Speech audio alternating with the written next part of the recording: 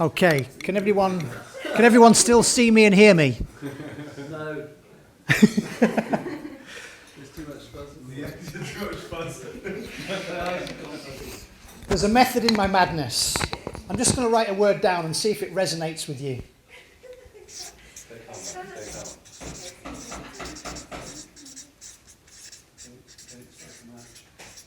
Can anyone read that word at the back?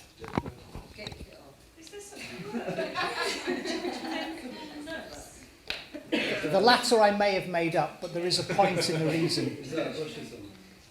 One of the things that you will find within yourself, and I do believe that one of the biggest challenges that we have, which creates this, in fact, it fast tracks people to creating this in their body, is judging.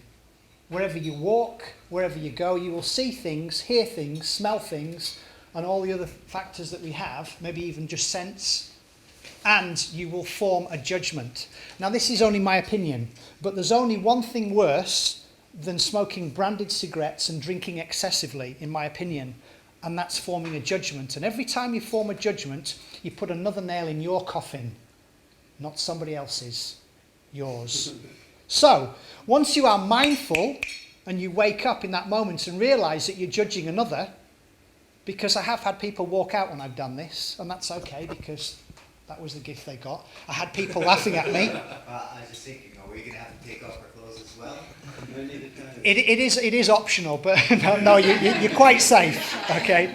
Stepping slightly outside my comfort zone, but the reason for it is I wanted to create a small impact for you just to become aware of what could be labelled as your stinking thinking. Dr. Deepak Chopra reckons we think up to 68,000 thoughts a day. Up to 90% could be seen as negative. Now, some of that is ancestral. However, only once you are aware of it can you do something about it. So, I'm going to go through a little bit of this, but I do believe, if you don't mind me getting dressed now, because you've probably seen it all before. How dare you put your clothes Who's heard of Osho? Yeah. That's one of his quotes, which I believe probably is a truth for all of us. And then I've asked a question here, how often do we become a victim of our own thoughts? Well, only you know what the truth is. And remember, the truth cannot be said. If it's said, it's not the truth. Lao Tzu once said. It could not be true then. Were you ever taught at school not to believe all your thoughts? I certainly wasn't. And so it's an ongoing journey, it's never a destination. To ultimately become aware when we are forming judgments of another. Because like I said, it's another nail in your coffin, not theirs. Mindset stress ultimately will lead to micronutrient deficient depletion. Now, I've got loads of books in here, ones that I've read. One of the recent ones is called Naked Calories by Maya and Jason Carlton, PhD. And literally it's pretty well documented and backed by research, and I like the way they write with the pictures and everything else about what causes malnutrition. And ultimately, it's down to a micronutrient deficiency. And the question is, what are micronutrients? I won't insult your intelligence and read, but can you see what I've written on there? Yeah? I do insult mine. Okay, sorry. It says vitamins, minerals, essential fatty acids, amino acids, enzymes, pre- and probiotics, fibre, and then also I'll throw into the mix other things like hormonal and neurotransmitter imbalances.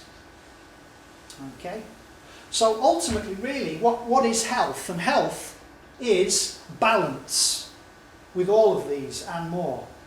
So there's a lot of things we don't know, but I'll share what I do know. But I do want you to listen to that which I'm not going to tell you, because I like to think it resonates through me. In other words, it's the ancient form of communication. So most of you may be picking up on 7% of my words. There's far more I don't know, which I'd like you to listen to and to pick up on, if that's okay.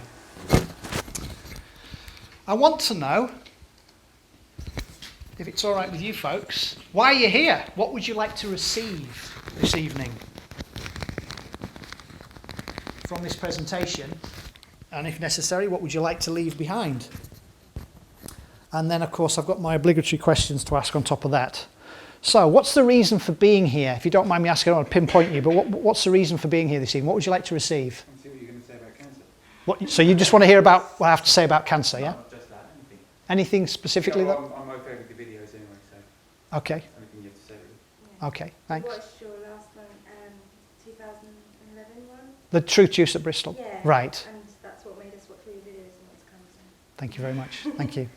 I don't want to pinpoint, but what was the reason for being here? What would you like to receive this evening? I know you can talk with your mouth full, or I can say pass. Sort of information that sort of coincides with some of the research that I'm doing On cancer? on a lot of things. Okay. Cancer was one of them. Okay, right. So you're open to some of the things that I will share this evening. And by all means, I'm happy to. I know I've got a limited space of time here to throw out some questions, because Buckminster once said, one of the dumbest questions ever is one that's never asked. So if you do have a question and you feel it will benefit all as opposed to just self, then please do ask the question. Reason for being here? I'm really curious about health and well-being and the power that we all have as individuals that I think for most of us we're not tapping into fully. And a lot of what I've been reading and what interests me alongside of the chemicals that we produce, brain, and so much more. I could blah blah blah, but I won't. Yeah, curious, open, and yeah, I could say more, but I won't. Thank you. Anyone else chime in or on with the show? And the reason for being here, what you'd like to receive? Just general knowledge for health and well-being. Beautiful. Because I often say I only deal in health, I don't deal in disease. That's where you go and see a doctor. I only deal in health. Is it okay if I ask you people questions? Is that all right? Yeah. Are you open to that? Is it also okay if I challenge some of your beliefs and values? And when I say that, that doesn't mean that I'm right and you're wrong. But is that okay? Yeah. Brilliant. Thank you for that. Sometimes I use the Calvinistic ethic and sometimes I don't. And I've put on here, that means it's far better to beg forgiveness than to ask permission. Taking responsibility really is the context of what my presentation's about. Please bear in mind you're not broken and you don't need fixing. However, some of you may not be happy with some of the signs and symptoms that you've heard about or you've seen others perhaps. I mean, hands up how many in the room know of or have seen somebody die as labelled with cancer? Yeah? Pretty much everyone in the room? Yeah? But you will have heard of that in the media. There's been somebody, some famous whoever who's died of it and so on. And what I'm saying actually, and as I put it on here, it's actually not a disease, it's a survival mechanism, and I'll go into that. But what I do want to do is to remind you some things which you may have forgotten. I'm not going to teach you anything this evening. And it's easy to forget because most of us have a television and we read newspapers. And if that's what you do, not that I'm against watching television and reading newspapers, there's a lot more out there that you may miss. As a former academic, because I used to teach at a university, I've obviously got to have learning outcomes. And I'm not going to insult your intelligence and read all of these, except for you, sir. Oh, there's maybe neither. Gain further knowledge about cancer and its causes. Increase your awareness about simple strategies to prevent and reverse all chronic diseases, including cancer.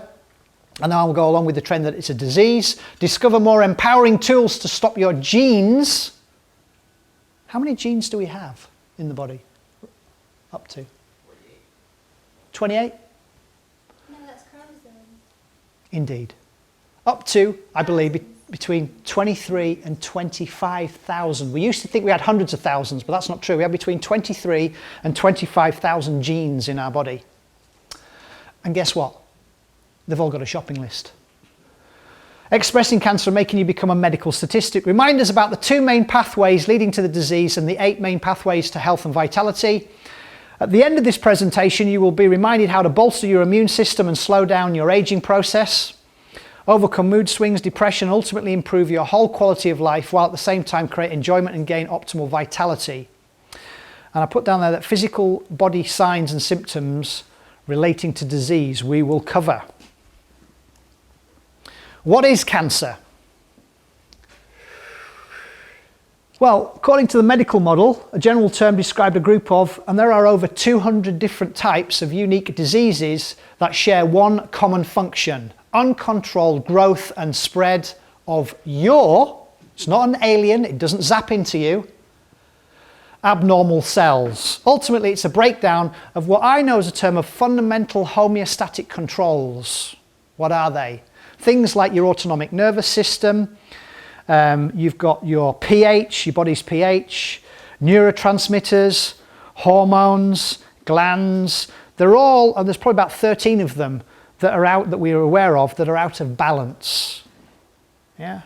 So if your blood pressure's out of balance and the other things I mentioned, then Houston, we got a problem. And we obviously need to look at what I would say is the etiology or root cause, rather than just treating the symptoms, which is what mostly I believe a lot of medical doctors will do. You'll go to them, I'm broken, I need fixing. What do? They'll give you a drug that at best may treat the symptoms rather than finding the root cause. In other words, that allows you to continue living a dysfunctional lifestyle, but don't worry, take a pill. You may have a smarter decision to make. Now, mitosis is where two new cells produce from one parent cells. And when mitosis goes out of control and cells experience rapid abnormal growth, they can form parent tumours and you will have heard of this term, metastasize throughout the body. Now, the big thing is I find with our disease management system is they're really wanting to know where it is in the body, which can be important. Now, if I get a chain and I pull it, what's going to break? The weakest link. And in a way, the body's the same. Once that body has not enough micronutrients, in other words, I'll fast track all of this. What causes cancer is an absence of O2. In other words, the cell cannot function without it. Now the question is, why would your body cell not be able to get access to oxygen? And that's what I'm going to go into more detail. So that's ultimately what causes cancer, because the human cell can survive for a period of time without O2. What does it then run on? T-Mobile. Wrong answer. It's orange. I like that. Actually, I believe the correct answer is glucose. It can actually run on sugar. So in other words, sugar's... I ought to give you a hug for that. That is beautiful. I don't want to be too serious all the time because it kills passion and it kills people. So we can't be serious. That's why we're in Afghanistan and other places. So let's not be too serious about it. Back onto the topic of cancer. For cancer to happen, there must be a breakdown in cellular communication. Are you... I think Toby's still with O2. I should have just said oxygen and then we would have got confused. Sorry, I tried. Thank you. Thank you. I do appreciate you sharing the humour, actually. I was almost running away with my passion there. Who's heard of apoptosis? Okay. Well, we say impaired, it's referred to as cell suicide. In other words, naturally within our body, when this kind of thing starts going on and the cells start abnormally being produced, which I don't want to shock anyone, but right here, right now, your body is producing cancer cells. However, if you have a strong immune system, it's okay. And things like apoptosis, which basically means cell suicide or cell death, will occur naturally because the body is in balance. And then there's another term called angiogenesis, which we believe also drives cancer. And that's a normal process whereby once the cancer cells start to metastasize in one area, you've then got these feeder growth developments occurring, which will make it worse, will increase. Because orange doesn't get into the cell. God, there before you. O2 doesn't get into the cell. Avoiding things like arsenic, bisphenol A, BPA, corn, soy, sunflower, saffrow, peanut and canola oils. These are too rich in omega-6s. I'm going to go a little bit more into diet later on. Now, I did share this with Emma this evening. It would probably be far easier for me to get you guys to change your religion than to change your diet. So I'm not going to stand here today to do either of those two things. What I will do is present you with some information which I would like you to, no pun intended, but inwardly digest, and then do your own due diligence or homework and find out if there's some truth in what I have reminded you. Is that okay? Cool. So your body produces 10 million cells every second. That's over 1 trillion new cells every day. Isn't that amazing? So nothing stays the same. Paradoxical irony. Everything's changing all the time. If it does die. A bit more about what is cancer and the birth of cancer, or carcinogenesis, as the term you may have come across before. And again, I don't want to read through all this stuff. However, there are 5 major labeled types of cancer, and they're all 1, 2, 3, 4, 5 listed down there.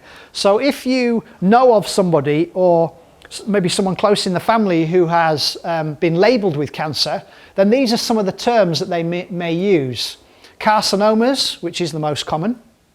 Solid tumours that affect any organ or part of the body. Leukemias, which form in the blood and the bone marrow, which are not solid.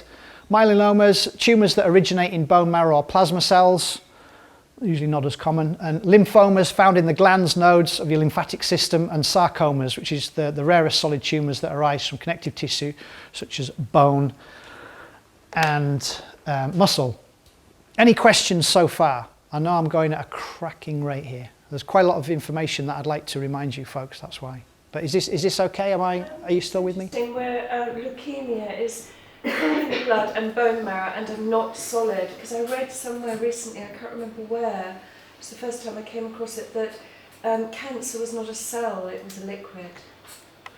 Right, well my understanding, if I heard you correctly, is that I know we like to split things up and divide things, but the chances are if you've got something like leukemia, you're also likely to have some of these as well, and also it would probably actually metastasize in a certain area. But what they will fix on is the fact that it's in your bone marrow or it's in your blood circulatory system. Well, in my opinion, it's likely to be anyway, because it affects the whole body, not just that area. Yeah.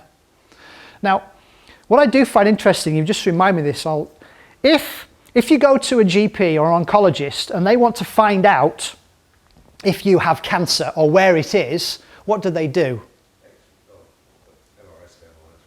They'll do a PET scan, positron emission tomography. What they'll do is they will get, wait for it, a sugary solution, a glucose solution, make it put some radioisotopics in there.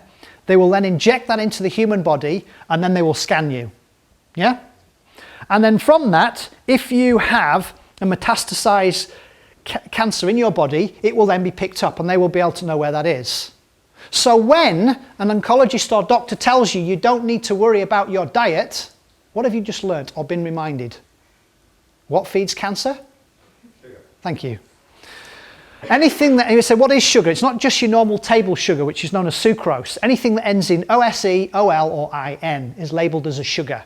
Fructose, maltose, dextrose, mannitol, xithanol, xylitol, they're all sugars and more. However, saying that, the sugars that I know are not likely to blow your blood sugar and may be okay for some people are xylitol. Xylitol, you can buy that in Holland & Barrett. For some people, it's okay to have that kind of sugar. And the other one, which Emma's beautifully got in some of her food over there, is stevia. Yeah, so you might be familiar with that as well. Why haven't you got melanomas on there? Are you talking about myelomas? Is that the same thing? Yeah. Oh, okay. Yeah. Okay. We'll go into more in the diet later. So what causes cancer? Your environment. We are all products of our environment. Now I'll go into more detail what I mean by the environment. Now some people say to me, but Magnus, how can you explain how a young child gets cancer or dies or passes away from it? In fact, a very dear friend of mine buried his son at age 7 from leukemia. My understanding is that when a child is born, if the parents weren't healthy, and you won't necessarily see that, and they have a child, and that child is also then born with deficiencies, then you know where this is going. You remind me, if you were deficient in vitamin C, what could you create in your life? Scurvy, that's why we were labelled as limeys, weren't we? Because we would, okay. If you were deficient in B1, what could that co-create in your life? Beriberi. And if you were deficient in vitamin D, then rickets, depression, cancers. In fact, I have read some research that shows that if your vitamin D, it's actually not a vitamin, it's a pro-hormone, but if your vitamin D3, cholecalciferol, is between 40 and 60 nanograms per milliliter in your body, you could prevent or reverse your chances of getting cancer by up to 77%. That's quite high.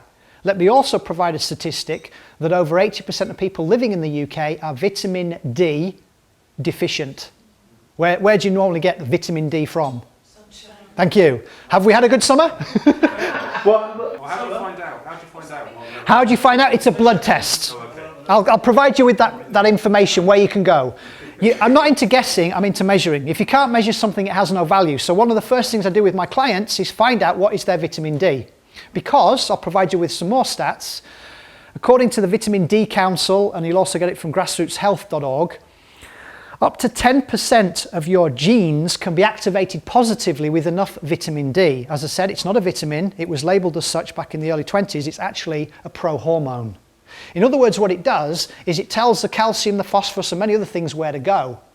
So if you are low in that messenger, you can see where I'm going with this. Well, back it up. It was at Christmas. Yeah. Well, my recommendation, and I speak from experience, is I like to catch the sun. As you can see, I'm relatively brown. It's either that or I didn't wash. I got there before you. And what actually happens is the sun gives out UVA and B. UVB will shine on the skin, which, wait for it, cholesterol, the good friend, will then convert. It goes through a few more phases into vitamin D. However, it could take up to 48 hours before it's absorbed. So be mindful of the thing that if you have been out in the sun, do not burn yourself and go the same colour as the chairs. But it could, you want to wash here and wash there, but be mindful of actually not washing it off yourself. Okay? Because it takes time to be absorbed, and we reckon up to 48 hours. And if you think about it, for 3.2 million years, Paleolithic man or woman wasn't getting their soap suds out and washing themselves. Okay? So I'll leave that with you again. Do some more homework on that, but that's as I understand it. And the best source, as you said, is the sun. You can also get it from things like offal, heart, kidney, liver, red meats, fish. However, usually it's quite low. So the source, the main source would be the sun, and the other source I would say would be to take a supplement. You can get it from, it comes, some of the supplements are coming from sheep's wool. Right. Yeah. Not familiar with that, but share that. Well, that's how animals get vitamin D through their sort of fur. Right. So you can extract it from sheep's wool, and that's where you get, in my opinion, sort of most kindest version of vitamin D3 supplement. All right. Oh, that's new to me. I didn't know. I'm familiar about that. Well, thank you for sharing. Anyone? Joanna, you were going to? Okay. Are there not some green veg high in vitamin D? Say again. Are there any green veg like high in vitamin D? I'm not familiar with them. Some of you perhaps do or don't know that I actually distribute supplements throughout Europe. I actually do it throughout the globe. I go as far as Australia. But D3, I don't actually sell this specific product, but D3 drops. And I give this to my son, who you saw in the picture before, and he's 2 years and 2 months, and he has 2 of these or 3 of these a day. There's 1,000 international units in any one drop. This one's Nutri. As a practitioner, I can buy them from them, but I sell the one that actually has alcohol in it, just so I can get socially confused at the same time. That was a joke without humour. Okay, so the environment. And the big thing is, I think, obviously diet does play a part, but I'm going to go through the 8 pathways, and then it'll all come together. I'll summarise it in. Often you'll hear about people saying, well, hold on a minute, my great-great-grandmother had it, and grandmother had it, and so on, it's passed through. And absolutely that can be a factor. Anyone who's familiar with Dr. Bruce Lipton's work on epigenetics, epi being above and genetics being genes, he reckons up to 5% will be genetic. The thing I've got is the lifestyle that your great-grandmother lived, do you not think that she would have passed on that wisdom to and passed down through the generations? Would that not be a factor perhaps? And so if you live in the lifestyle that's been passed through, then it's, you see where I'm going with that. So 97% of our cells are completely replaced every year. Every 7 years, you've got a brand new body. And yet how many people will tell you that X number of years ago they had this ankle injury, I'm not talking about cancer now, but and they've still got it. They've still got it. Yeah, they're holding on to it. Does that include the brain? Everything. Absolutely everything is brand new after over 7 years. At the end of, say, starting from 7-year itch, 7-year period. But we're shorter telomeres, yeah, absolutely. They're at the end of DNA. And who's heard of telomeres? Not sure? If you look at the end of your shoelaces, you'll have like a little plastic coating bit. Liken that, imagine the structure of the DNA, and over time what happens if you wear them for long enough is they'll shorten and shorten. And every time they shorten, that's basically your lifeline shortening. Of course, you can fast track that by putting yourself in a toxic environment, which I'm going to talk about. So telomeres ultimately will determine how long you live. Thank you for bringing that up. Telomeres are a big... Flugel blinders, the things on Thank you, Toby. Thank you for that reminder. So, can I, you said about we renew new body, new cells, and it's quite amazing. Like with every heartbeat, there's 1 million new red blood cells produced. But within the red blood cell, and there's this whole thing, you said, yeah, but the mind, the ankle, in the red blood cells we have iron. mm-hmm. And iron, this is what I find is really fascinating, is that it's recordable substance. Right. They use iron in tape recorders and machines to record data. So our behaviour and our patterns, our attitude, everything is recorded in our bone marrow, in every red blood cell. So this connection of our thoughts and the tape going around is, I believe, connected to, because it scientifically shows, with the red blood cells that are recording this data.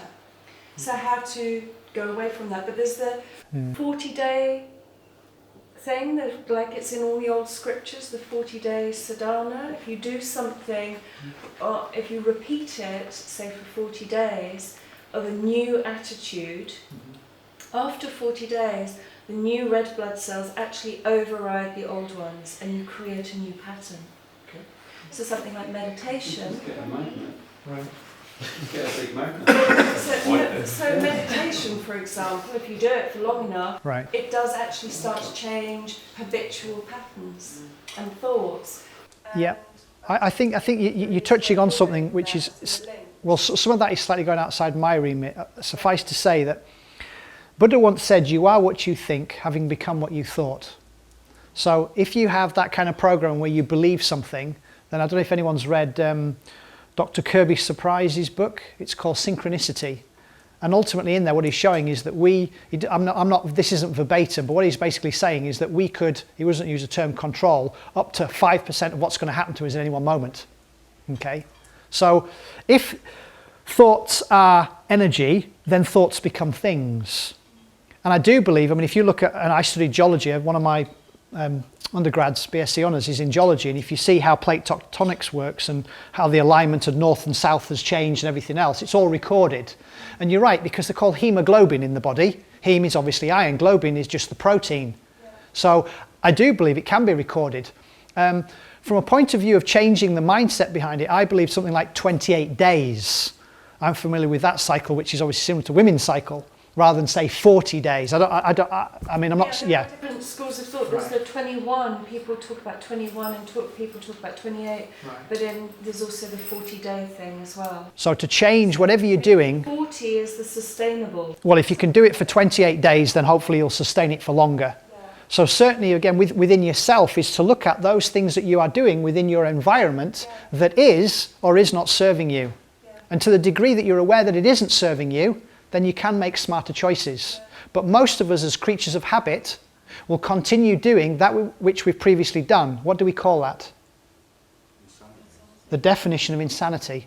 Doing the same thing over and over and over again, but expecting a different result. So it's one of those moments where we can wake up or not. Because wherever you go, there you are. Thank you for sharing that. So a quarter of the genes can be turned on express automatically. I mentioned examples like your eyes, your hair colour, etc. But 3/4 of your genes often are set thousands of possibilities that can happen, not what will happen. And that obviously is then determined by your environment.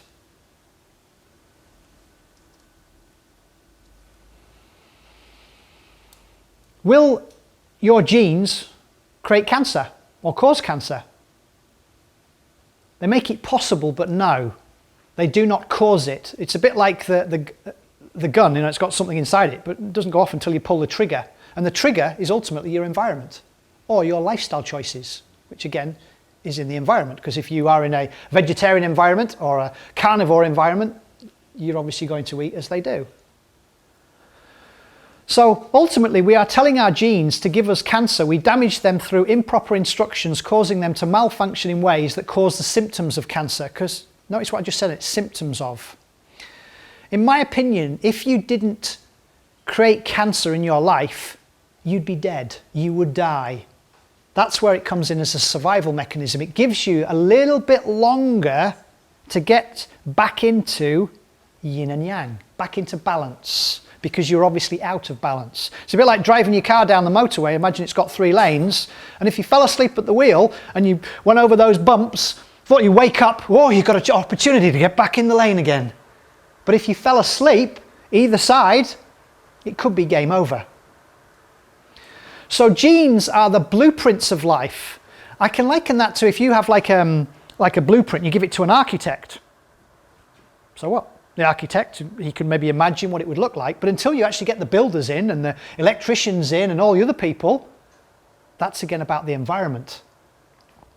So directed, initiated, and termination of biological processes including cell growth, apoptosis we talked about, embryogenesis, new blood cell growth from pre-existing vessels, and the respiratory process. A single gene is capable of producing as many as 30,000 different proteins, which each have a different role in the body to create a different outcome.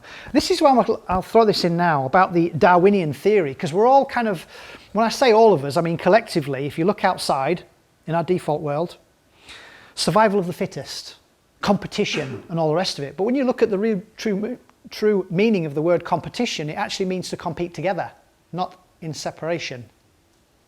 And the Darwinian theory of survival of the fittest makes me think, well, how many of you people have woken up in the morning and suddenly found your elbow having a domestic with your knee? Or maybe your heart or your liver are suddenly, oh, I don't like you there. Does that happen? Hell no. They work. I would challenge that. They work together as a calm community, as a community. They work together. And yet somehow with what's working here isn't necessarily what's happening outside there. I know literally my reflection of, because my self-esteem, or my health is but a reflection of my self-esteem. What I see externally is a reflection to some extent of what's going on internally. I'll leave that with you. So you create the environment. Ultimately, I say you are in control. It's an illusion. Just like your reality. Everything is an illusion. Just make it a good one. Make it a fun one. Don't be too serious about life. DNA and hormones and supplements. And I know we like to split things up and say this is vitamin A and C and E and B3, and I've listed quite a few down there. At the end of the day, they all work together as a collective. I mean, if you eat some food, it doesn't just contain one or the other unless it comes as a synthetic supplement. An example, people focus on selenium. Well, selenium works very closely in partnership with vitamin E. So what kind of food could you eat that contains both of them? Emma, answer is Brazil nuts. Just one Brazil nut enough will give you enough zinc for one day, but it also contains selenium and it contains vitamin E. I'm saying this to the men, not the women. Remember that, please remember this, right? Soak your nuts. Yeah? You started to do that, yeah? Because if you do that, the man at the back's going, oh dear, what's he going on? He's gone off his little tangent again. By the form of like sprouting, by literally overnight, if you just get nice decent water, put your nut seeds and soak them on overnight and then drain them out, you will find they're enriched in vitamin A, C and lots of other things as well, because the germination process has started. Usually around about 12 hours. Say again? Yeah. But soak them. Soak your nuts. Okay. It also does other things. It releases aflatoxins, one second, and it also, aflatoxins are produced by fungi. They use that in biological chemical warfare in high concentrations. And also it releases a thing called phytates, which are mineral blockers, which stop the absorption when it goes down into our first brain, which I know is the stomach. You had a question? Yeah, you talk about germinating them. Where do you get? Well, I mean, as in anything that you know there's alive, that if you left it in some water or in some soil overnight and then it started to sprout. Don't grow. They're just all we can find is just No. inert. But that's what I mean, is if you did with some of them long enough, 12 hours, no, absolutely, not a lot's going to happen in 12 hours. Okay. But if you did properly in the soil and so on, eventually it would. So in other words, it's alive, just like you are. Yeah. But anything that has a shelf life does not have a self life. Yeah. Try McDonald's, try germinating that or whatever it is that, you know, something comes in a tin. It's not going to happen, okay, because it's dead. An invite to stop damaging your genes. Now I touched on this about, tumour suppressor genes. They slow down cell division. Many people obviously with cancer will find that this isn't working properly. And what is the proton oncogenes, and these speed up. But everything is about, again, balance. The body is meant to be, never fully gets there in homeostasis, in balance, but it does its best. To protect yourself from DNA mutations, limit exposure to ionizing radiation. Non-ionizing radiation would be electrical devices. Simple things like ensuring that where you sleep, you haven't got electric cables or electric blanket. Or your router system's left on, you know, electromagnetic frequencies, all those, pick me up on that one. All those things to be mindful of, because I don't know if any of you have read the book I didn't bring it with me, it's by a lady called Dr. Deborah Davis, and it's called Disconnect.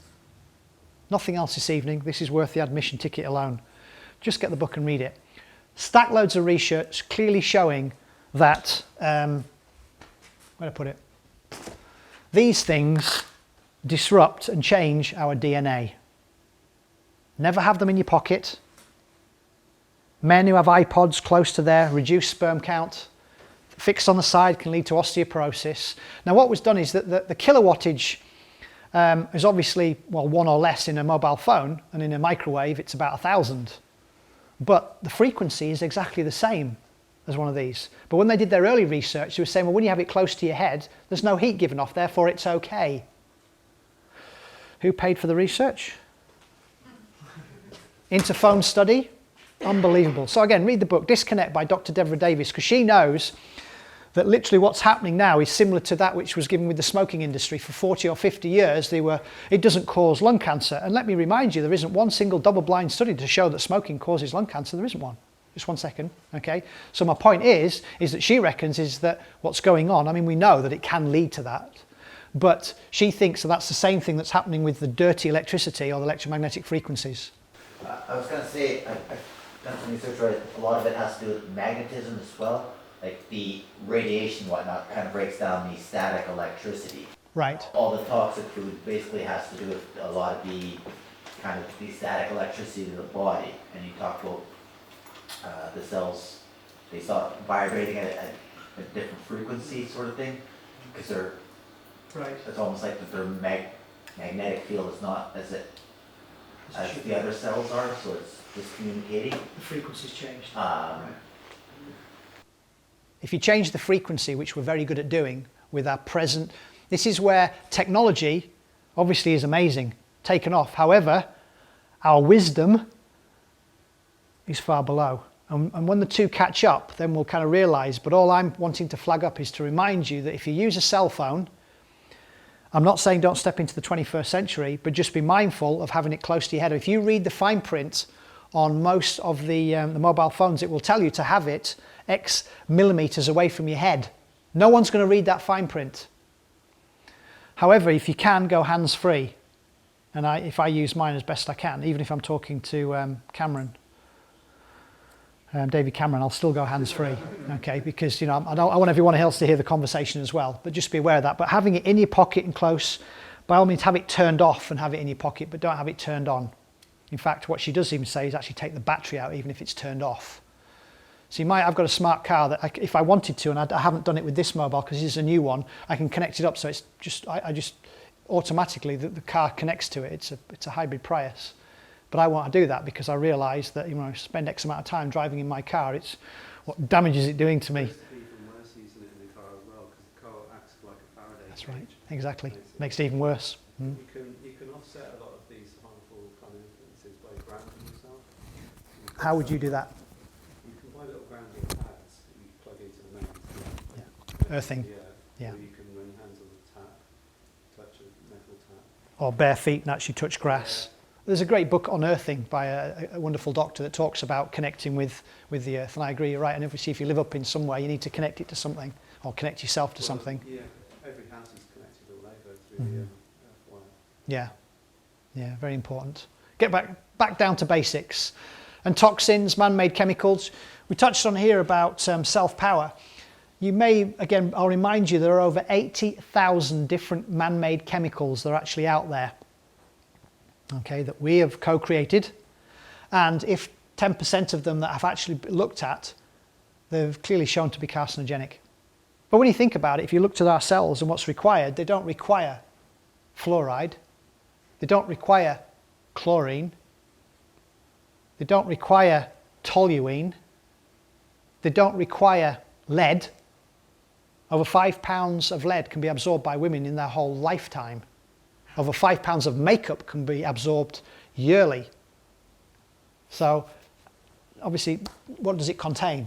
Read the label. Although, with the cosmetics industry, it's not as strongly regulated as, say, the food industry. Did anyone notice my T-shirt when I came in, by the way? Did anyone notice this? Yeah? What does it say?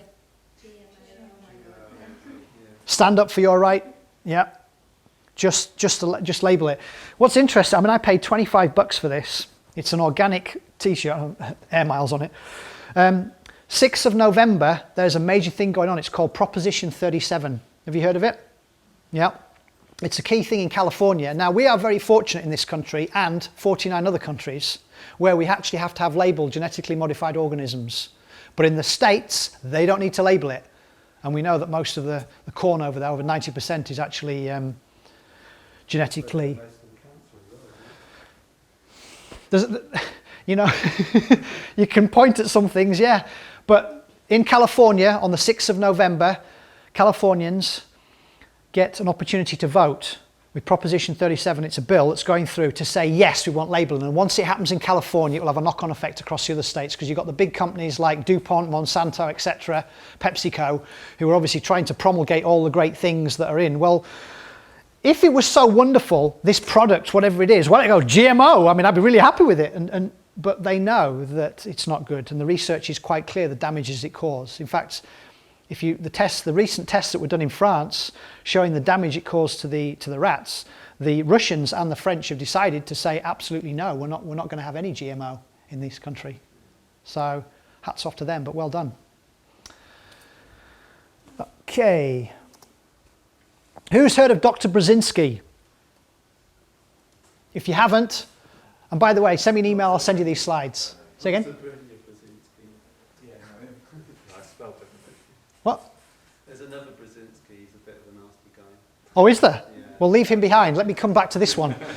If you haven't seen the Brzezinski movie, what it's about is this doctor has spent, say over 35 years in actually, I can't say curing people, because they don't cure, they cure themselves, but actually inviting people on a journey to fix their cancer challenges that they've created by making poor environmental or lifestyle choices. And the term he uses is anti-neoplastons.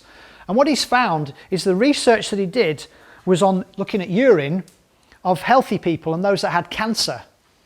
And he found, looking at it, there's these things called oncogenes. Am I not blowing you away with some of the terms here, yeah? And tumor suppressor genes. What they found in a healthy individual, the oncogenes were turned off and the tumor suppressor genes were turned on.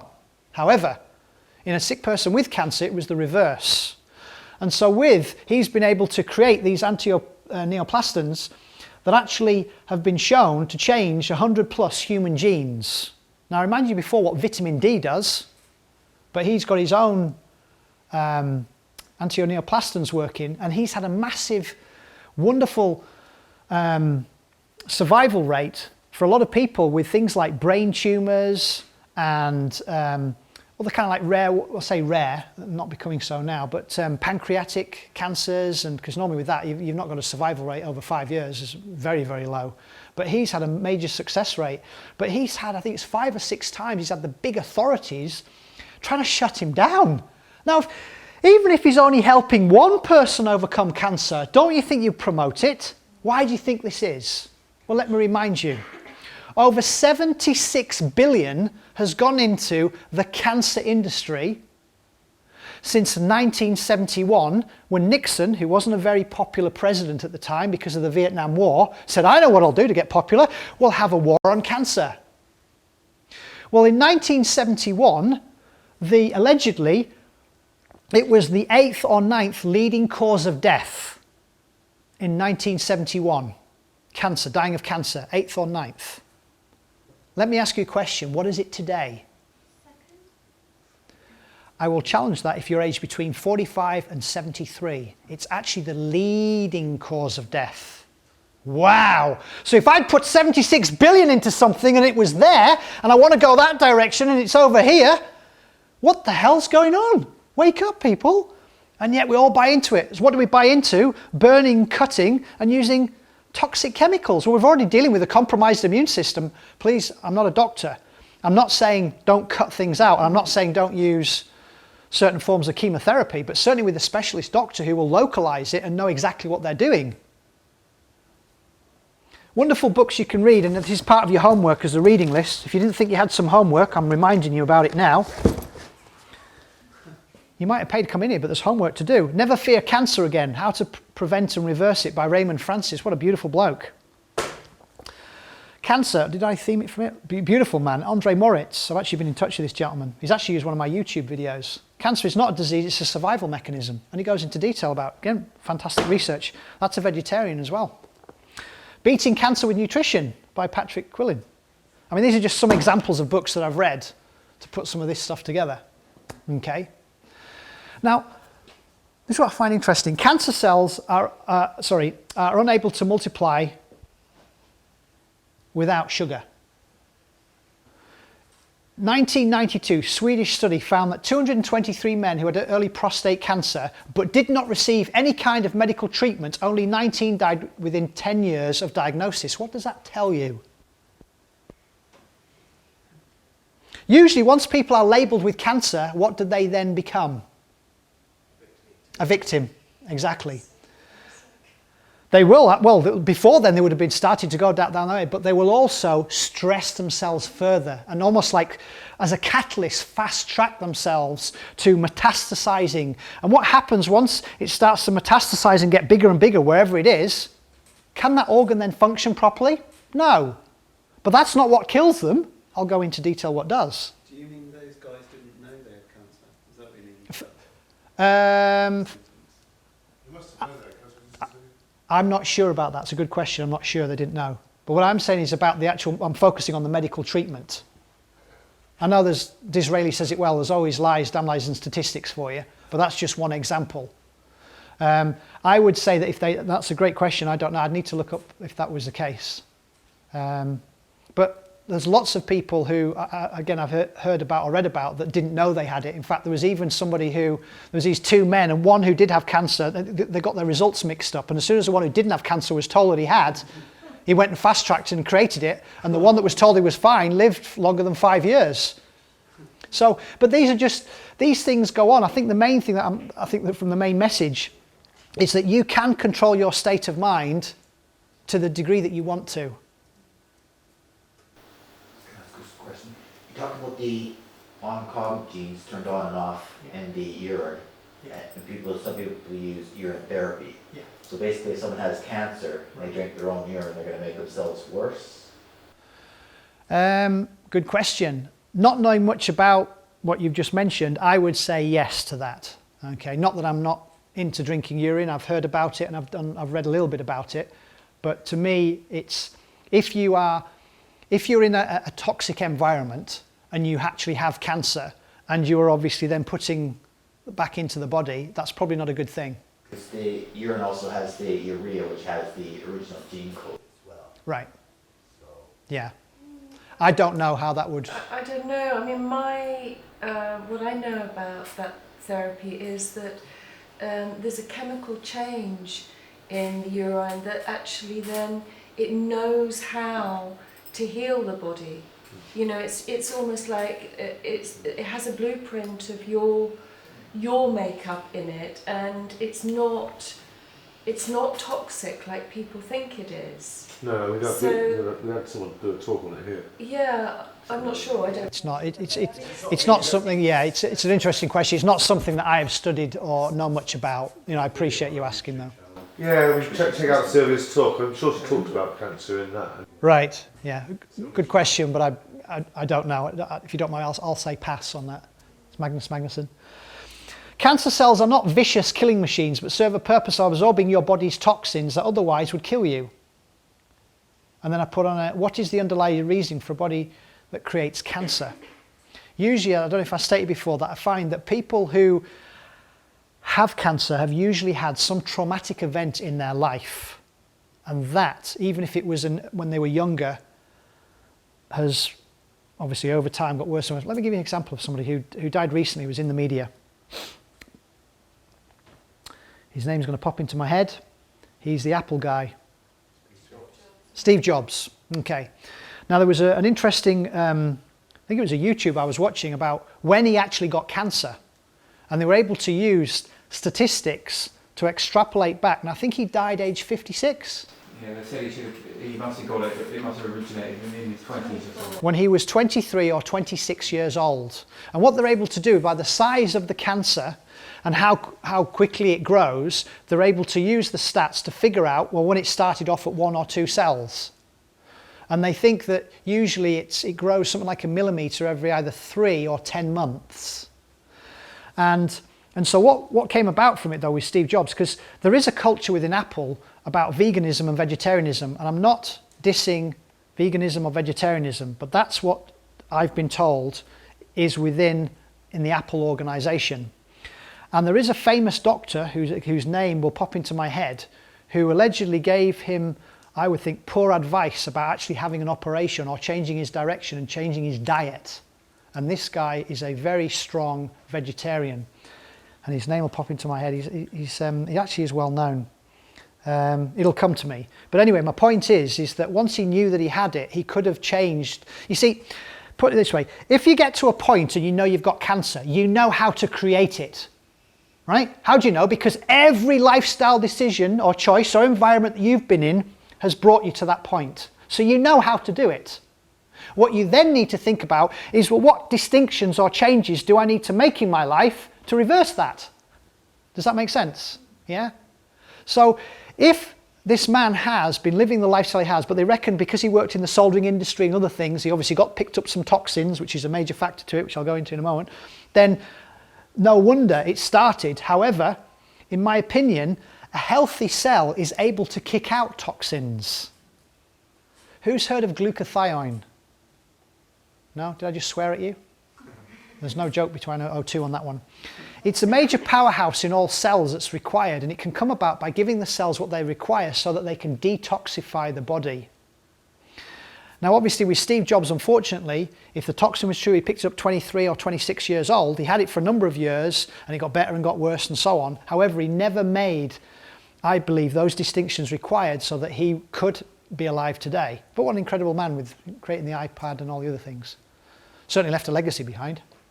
So what I find curious is then that I've read a lot about how cancer spreads very, very quickly in a healthy body. In a healthy body? What would you label as a healthy body? Well, it's supposed to be somebody that is, you know, running and that's not healthy. Diet and because they're healthy on that level on the physicality of that it actually allows the cancer to run really fast. Well, you hit one thing then. You said running, okay? If you have a compromised immune system, which I'm going to go through how you get there, running is the last thing you want to do. Why? Because you're going to be utilizing more of your micronutrients. Okay, that's the last thing. What I would do is you need to be doing working in, not working out. Everyone's heard of how to work out. Any old fool can work out and energy expended outwards. But what about working in? What I call creative movements. Getting the female chi smart energy in. And that's why I can show different areas working on the body where you're actually putting energy in. Because most people that have got cancer, their energy levels are low. Quite understandably, I'll go through, I think it might be the next slide, the reason why. Because the cell itself is only functioning at the 15th of its energy. It's running on glucose, but it's not running effectively. Okay, so the last thing you ought to be doing is exercise. And the other thing is when people say, well, look at them, they eat healthily. And I'll say, well, the first thing I do is, you can get it free on my website, I get people to fill out a 10-day food diary. All I want to know is what and when they eat. That's all I want to know. What and when they consume foods. And then they'll tell me and it'll be all listed. And then when we sit down, but while they're doing it themselves, they'll realise whether it's healthy or not. Because once it's gone, it's gone. No, but when you've written it down or taken a picture of it, and that's something different, because you're not going to kid yourself because you've taken a picture or you've written it down. So eating a healthy diet, and also, as I say, as Lucretius once said, one man's food is another man's poison. So what's healthy for you is not healthy for that gentleman there. I mean, we know that from... It's down to the environment. It's also down to your genetics as well, believe it or not. Because if you're looking at Eskimos, they're eating 90% fat and protein. You don't see them queuing up with ketone problems in hospital. But then if you go to the Hunza tribe in North Pakistan, closest to the equator, 65% carbohydrates. So ultimately, you need to find the fuel that's right for you. And you will know, and I can introduce you to a pulse test if you want to find out. It's a simple form of kinesiology. Again, if you send me an email, I can send you the form. Sit down for 5 minutes and do nothing, but just take your pulse rate. Just take an average of what it is. Put the food in your mouth. Don't chew it, don't swallow it. And then after 1 minute, take your pulse rate. If it goes up or down 4 beats, you're intolerant to it. So the physical body has no reason to lie to you. But you've got to listen to it. Well, that's one way you can.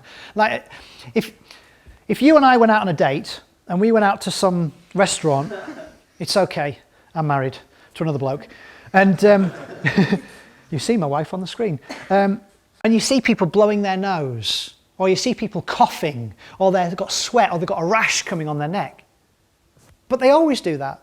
They don't realise that the food has affected them because their body believes it's been attacked by a virus.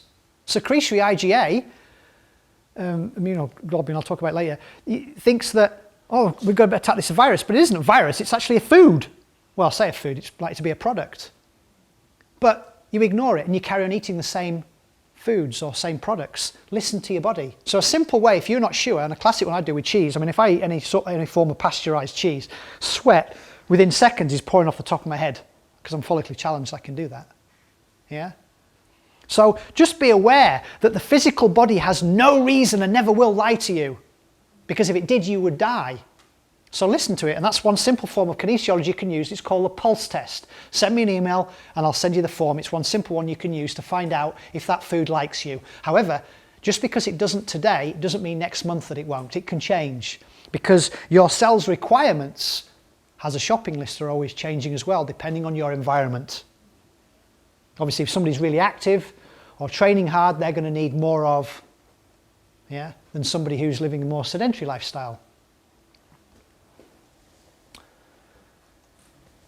Who's heard of this gentleman? Yeah, Otto Warburg? Won a couple of Nobel Prizes back in the early 1930s. He demonstrated the difference between normal and cancer cells. So they both derive energy from glucose, but the normal cell utilises O2. I'm always going to remember that, to combine with the glucose, whereas the cancer cell breaks down to produce a 15th the energy per glucose molecule than the normal cell without it. So that's just an explanation or a reason why people feel a lot more lethargic. Now, please don't think because you're tired and you're yawning now and that you've got cancer. That's not necessarily the case. Okay. There is no cancer treatment that can remotely compete with the body's own healing mechanisms, which we unfortunately label as a disease. And once it's labelled as a disease, it comes with a pharmaceutical drug. Trust me, I'm not a doctor. Your body does not require a toxic chemical. There may be a small period of time or duration where if you had an acute trauma, or maybe even a diagnostic modality, but say no to mammograms, where you might need a toxic chemical. But otherwise, you should be using what's out in Mother Nature, in my opinion. If a human being dies, it is not caused by the cancer, it is due to the wasting of body tissue and the final acidosis. In other words, remember I go back to that metastasized organ or cells of cancer in a specific organ. Eventually that organ can't function properly. Of course, what will the disease management tell you? Well, they lost their fight for cancer. The war on cancer continues. Well, since 1971 and today, there isn't one single cure that's been created, and yet Nixon said within 5 years we'll have a cure. And this is my opinion, silly people unconsciously running around raising money for cancer organisations. I mean, just imagine if they created or found a cure for it, which some people are or have done. Maybe not right for everybody, similar to diets, and yet they're being shut down, they're being prosecuted, they're being kicked out. That's why the Gerson Institute's over in Mexico. Yeah, have you heard of the Gerson Institute? Yeah? I mean, they have a survival success rate of stage 4 cancer, 50% plus. Again, it's dependent on the person that they're working with and their openness to making the necessary changes. So it does exist, but we're not told about it. If you were at my presentation or you've seen it, then you will be reminded there are only 2 ways to create a dis-ease. The body is not at ease. What are they? Toxicity, thank you, and deficiency. Thank you very much for watching the movie. Absolutely. Toxicity, in other words, if it isn't what your cells want, like fluoride, chloride, toluene, mercury, and so on, yeah, then it's likely to cause some challenges for those cells to communicate together because they can't, because they're not getting oxygen in and so on. The second way would be deficiency. In other words, if you are not consuming the foods that are right for you and your body's not able to access it, it's going to lead you towards a disease. And I talked about the deficiencies and a couple of things which you know have those labels of beriberi, rickets, and so on. Yeah. So those are only the 2 ways that I'm familiar with where you can create a disease. 8 main pathways, and I'll fast track through these: light, thinking, breathing, drinking, eating, sleeping, creative movement, and reduce or eliminate toxins from your environment. Now, according to Raymond Francis, he reckons that you can control up to 80% of the toxins. That's good. In other words, if the things like chemtrails going over and you live in that part of the world, then obviously you can't control that. So up to 80%. So here's one of my tidbits. If nothing else, please remember this, and this in itself I believe is worth the admissions coming here tonight. If you wouldn't do that, don't even think of doing that. The biggest organ on your body is your... The second biggest organ is your liver. Both of which will be challenged. Up to 60% of what you apply to this can be absorbed. And then it will challenge, say, the liver and the kidney and the other organs. So, if you... Smell as well. It makes you... Absolutely well. If you use deodorant and you don't use deodorant, you stink. Whereas if you don't use it at all... You've got to use the Lynx deodorant. The women will come running towards you. Sexual attraction. You know what? Any person who wears any deodorant, when I walk past them, I'm like... oh, yeah. Yeah, I get a reaction to it. Perfume's even worse. Perfume and aftershave just make me sneeze. When you walk into buildings and they've got those air fresheners in the toilets and everything, just be mindful. Again, this is where the 80%, you can't control that apart from get out the bathroom. But these are toxins which we smell nice, because a lot of us now, we've gone on gustatory and olfactory. We're not actually working on the other senses.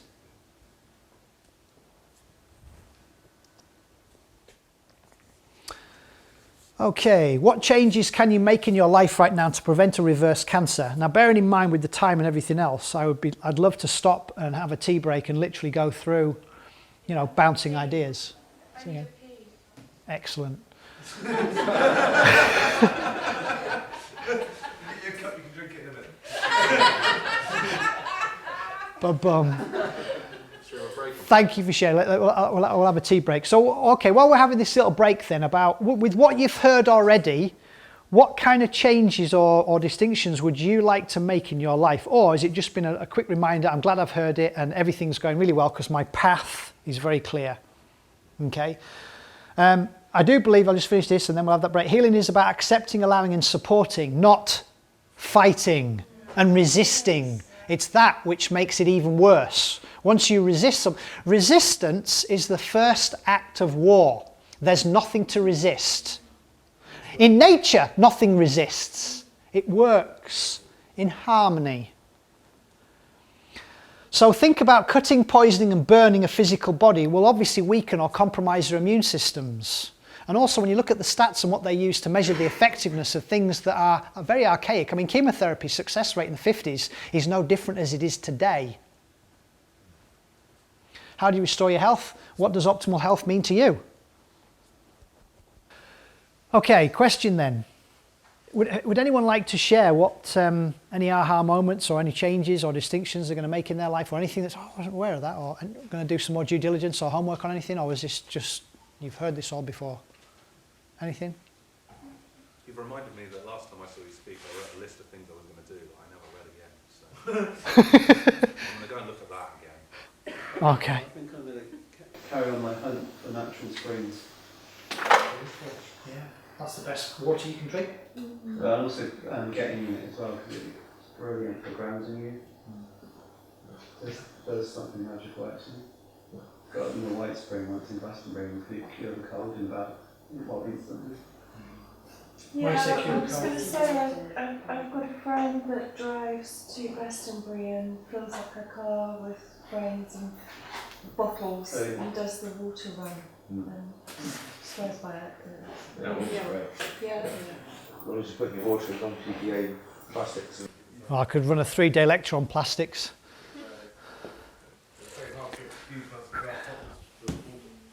Yeah. One thing I'm going to do is I'm always pretty hot on my diet and what I put in my body, but I don't think I've been quite so conscious over the years back. It's going to be the moisturisers I've been using and things like that, so I think I'm going to make it. Dr. Hauschka or whoever, yeah. I'm not into brands or, yeah. What I do see is a lot of beauty places around where I live, and women will literally go in their hordes, and they don't realise that one of the reasons why they're weight challenged is likely to be down to the toxins, because the liver can't process all of these toxins. So what does it do? It stores it in the fat. You know. So were you with Dr. Young? Dr. Young, not. No, I haven't come.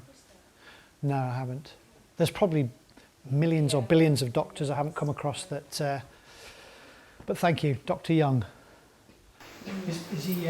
PH Miracle. He's really, he's really knowledgeable guy. He's written lots of books, but he's very, very much on the side of alkaline, and says, a cancer basically can't survive in an alkaline environment. Actually, yeah. No, I'll challenge that. Yeah, it actually isn't true. Cancer can survive in both acidic and alkaline. There are other factors to it, not just the pH of the body, but your body goes through 2 cycles every day of acidity and alkalinity. Now, one thing you can do, and I do this with some of my clients, is you can measure from a urine and saliva what the pH is, but we're talking about venous return pH, which should be around about 7.4, 7.38. But to say, you see, in the body, the pH of your stomach should go down as low as 2. Now, when we go out to other parts of the body, it could be as high as 8. So again, the body's doing the best, and it working within that kind of range. If it doesn't go down as low as 2, an example, some people who are, even if they eat meat in their diet, can still be B12 deficient, because the pH of the body needs to go down as low as 2 for then the nutrient to transfer across the microvilli. Yeah, there's lots of things I could talk about that. Yeah, so depending, you can be chucking down your throat all the right supplements, etc., but your body isn't necessarily absorbing them. Right. It's a bit like, I tell my clients to drink more water, but unhealthy cells won't absorb the water. So in a way, it's that sort of, you've then got to drink lots and lots of water and just keep peeing and peeing until your body is cleaner for your cells to be healthier to then absorb the water. Well, water is one of the things which I touched on before. Is a factor for obviously helping with the pH, and every cell obviously requires H2. I mean, you know, a baby is born, well, baby comes out just under 80% water, but then generally as we get older, we could have as little as 55%. I mean, a good book to read would be Dr. Batmangelogy's book, and the book title is called Your Body's Many Cries for Water. And he's cured many things, including AIDS, with giving people enough, well, don't get me started on AIDS. Just watch House of Numbers. Yeah, it's an absolute joke without humour. But thank you for sharing that. Once a person, I think this is really good to put, the only real defence against cancer is our immune system, your immune system. Everyone produces cancer cell every day, but is the immune system, it is where it should be, that those cancer cells are eliminated. Probably we never knew we had it, but once a person's developed cancer, even though some treatments get into remission, it can reoccur again unless the body conditions that allow it to develop in the first place are corrected. I mentioned right from the start about the fundamental homeostatic controls. What are they? Just as a quick reminder, things like your pH of the body, your neurotransmitters, your hormonal, your autonomic nervous system. You know, there's many different organs and glands. They all need to have the right balance. And when they are, you won't get sick, you won't get ill, and you won't become a medical statistic. So cancer is a biological process, not a thing. It doesn't zap into you like an alien, which requires a certain conditions process to operate. A tumour is a product and a symptom of the process. I do believe the way we're looking at it as an enemy and the fighting and all the rest of it is just so wrong. If anything, you need to learn part of the feminine energy, which is surrender. It's not a form of weakness at all. And this is a quote from Raymond Francis' book about conventional medicine waits for a disease. Now, one other thing I'll summarise on this. Let me ask you this question. I'm healthy and in great health, great vibrant health.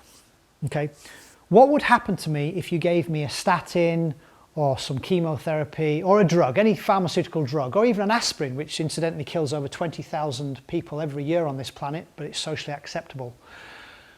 What would happen to me? Would I become healthier or sicker? I would become sicker, right. Okay, so here's my question. How can a sick person become well by taking a drug? That's not how the body works. Now don't get me wrong, I'm not anti-drugs. There is a place for them. Maximum 6 months, depending on the situation. However, our general disease management system is once you're on it for life. They don't invite you on a journey to drink more water, to change your diet. In fact, there was an interesting study done. It's an ongoing study at Harvard University. And it was in Time magazine a number of years ago. And it was with cardiac doctors that gave their patients 6 months to live unless they made some big distinctions in their life. So what do these people have to do? Some of them had to cut back or quit that. Some of them had to cut back or quit that. Some of them had to change their diet. Some had to stop watching late night television and get to bed on time, and so on. They had to make some big lifestyle changes. Okay, here's my question. What percentage chose to listen to their doctor and make those necessary lifestyle changes? What percentage? 10? 5? 95% chose to frickin' die. Right? Right, and when they interviewed the family and the friends and said, well, how come this person has chosen to die? They said, without their late night television and all the other, they got no reason to live. We're that addicted to our pasta and all the other things, whatever we're addicted to, yeah? So just be mindful that we are creatures of habit and we do form our addictions. Or I won't say addictions, because addiction to me means a repeated process that does not gain the desired results. That is an addiction. So my question with you is a rhetorical one. How many of you are addicted to something that you know is not serving the greater good and whatever? Yeah? Stop swearing at me. So just be aware that we're all likely to be, and I'll give you one of my addictions, although I think I've got control of it, exercise. X is a has-been, a size nobody wants to become. I call it creative movement. Okay? A few years back, I was Mr. Cardiovascular King, VO2 max of about 65 plus, very fit and so on. Getting lots of colds and run down and all the rest of it. Yeah, compromised immune system. I normally get 2 or 3 colds a year, but I'm fit. Well, there's a difference between healthy and fitness, trust me. Okay? You got lots of athletes, they're fit, but they're not necessarily healthy. So, but my point is just be aware of what we're addicted to, whether we get addicted to our bits or whether we get addicted to our cars or sugar or whatever it is, pasta, there's likely to be something, yeah? And when you're ready, you'll make the necessary change, okay? Facebook. Well, spending too much time looking at a screen, yeah, not earthing yourself enough.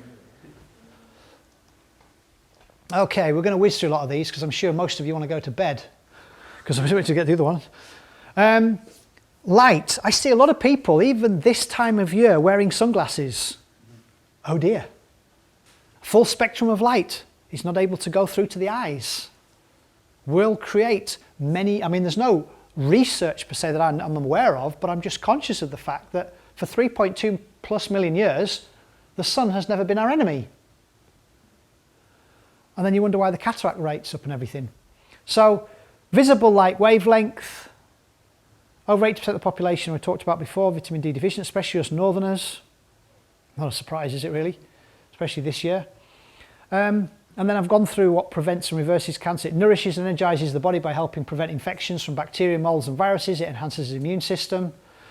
More white and red blood cell count. Enhances skin power, stimulates the pineal gland, produces brain chemicals. I mean, one of the best things you think you could do really in the morning, if you're able to do this, would be to have a cold shower and do some sun gazing. First hour when the sun rises. Yeah, I've done a YouTube on sun gazing. If you've never done it before, 10 seconds the first day, second day 20 seconds. I mean, yeah, we're in England.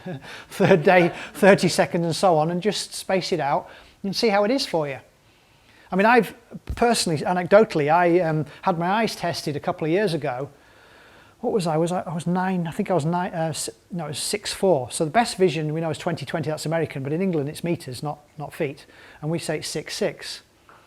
But better than that would be 6'5", and better than that is 6'4". Well, I got 6'4", but now I've got 3.8. Well, they can't even better that. Because the guy says, you know, I can't test your eyesight any better than that.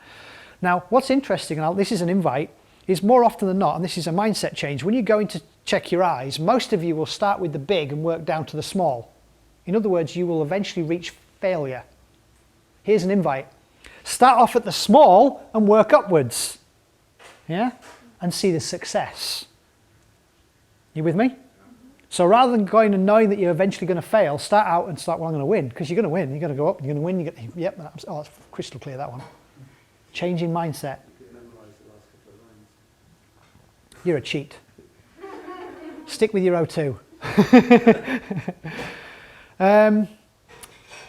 Great for the heart, absolutely resting pulse rate. Light is essential, it really is. And you know of the SAD, seasonal affective disorder, and there are certain lights you can buy which can help. Well, if you can, there are going to be moments, even in the UK, when you can stare at the sun. There won't be any clouds around. That's the invite.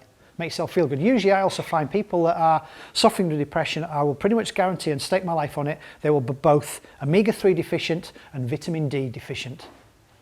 Now, it's not just about those two things, but those are the two main things which can be measured and found out. Okay. Vitamin D, as I say, it's a steroid hormone. I talked about that figure, 40 to 60 nanograms per milliliter in your blood. Now here's the thing, an interesting one about turnover. Like we have a 28-day cycle for women, so does vitamin D. In other words, if you do not go to sleep in a totally darkened room, it doesn't matter how much sunbathing you've been doing outside, and trust me, I'm not a doctor on this one, never ever wear sunscreen. Don't burn yourself, or if you do, make sure it doesn't contain heavy metals and it's organic. Yeah? Cover up if you need to, but don't burn yourself. But please do not wear sunscreen. Sunscreen actually causes skin cancer. Why? Because when you apply it to your skin, it damages the layers, and it also stops the main healing one, which is UVB. UVA can be very harmful, but again, it's about balance, and actually protect the skin. And there are certain doctors that actually invite their clients with skin cancer to actually spend time in the sun. So don't stop that production by getting sunblock or anything else. And as I say, once it damages the layers, and of course then they say, well, no, it's the sun that causes it. It's that, it's a bit like, well, firemen cause fires. How do we know? Because every time there's a fire, there's a fireman. It's like watching television makes you fat. Well, it's not the television. Cause and effect, folks. Yeah? Wake up. we know that firemen don't cause fire. We know that it's not the television per se. Maybe it's the inactivity and the poor light. Yeah? So just be aware of that. So when they say that sunscreen, you know, otherwise you get skin... No, it's a sunscreen. If you go onto Dr. McCullough's website, MERCOLA, and you'll find a lot more information. There's some more bedtime reading, vitamin D council and grassrootshealth.org. If you want to order yourself a kit, blood test kit, you can get it from there. There's no commission. And as I mentioned before, that of all the 200 plus different types of cancer, the research clearly shows, and these are double-blind studies, not all of them, but many of them, that 77% of all cancers can be prevented just with vitamin D alone. So if nothing else, it is vital. Now you see why I give it to my son. He's had about 6 colds since he's been born. I mean, it's natural. I'm glad he gets them because the immune system's working all right. But he recovers within a couple of days instead of having it for weeks and weeks and getting it back again and all the rest of it. Now, obviously, it's not just about giving him vitamin D. Full spectrum light bulbs. Yep, good. Oh, you mean the ones in offices? No. No, right. No, yeah. The ones that have got all the daylight. Yeah. I do believe we need that. And if you think about, if it's true with some of the research, when you look at the world, and obviously there's the equator, most of us, obviously, we originated or started out here because we arrived on a spacecraft, because we're all aliens. Maybe I'll just talk about me. And then we started migrating that way, and obviously we've got colder and all the rest of it. And that's allegedly happened over, say, 50, 60,000 years. So, but these guys that live up here are eating whale blubber and all the other things. Well, that's going to have loads of vitamin D in it. So it's just be aware. Do some more homework on it. I know it's not. There's arguments both for and against with vitamin D. There's 2 types. There's D2 and there's D3. D3 is called cholecalciferol, and that's the one which is meant to be the best, not D2. D2 is 500 times less effective than D3. My little caveat on there: cover up and do not burn yourself, but say no to sunscreen. Stinking thinking. Now, I set off with this, and to me it really is important, is about just being aware of your thought pattern. If you find you're spending a lot more time in the negative states of mind, then you obviously need to change your environment. And I kind of created this simple equation of T leads to A equals R plus ND. Your thoughts lead to your actions or behaviour, which equal your results or your reality, which is an illusion, or even you could class these your outcomes in life. Not happy with them? Change your thinking. So once you change your thinking, your actions and behaviour changes, and then if you're not still happy, change your thinking. And then you can see the process here. I mean, what did Einstein once say? Problems cannot be solved by the same level of thinking which created them. So you've got to go back to this. Once you start changing that, you will find this automatically changes, because emotion is created by motion. And then you'll find you have a new destiny. And ultimately, that's what we want. We just want to feel good.